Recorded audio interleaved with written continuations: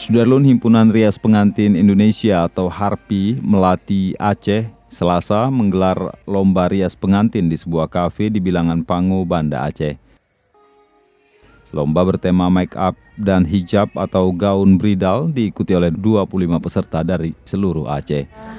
Sejauh ini kalau kita bilang bisa diorbitkan, mungkin ratusan orang udah bisa kita orbitkan. Karena seiring berjalannya waktu, dengan adanya HARPI Melati di Aceh ini, perias Aceh ini sangat-sangat luar biasa perkembangan meriasnya.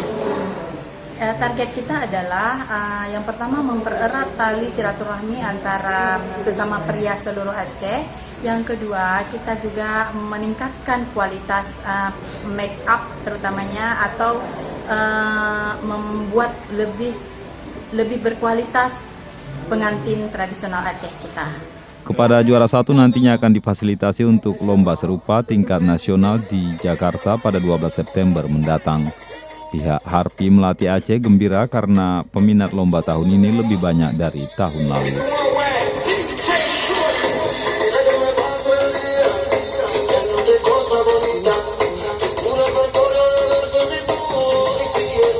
HARPI Melati Aceh masih melancarkan programnya sekitar pertengahan September mendatang, yaitu pelatihan rias pengantin tanpa dipungut biaya untuk masyarakat kurang mampu.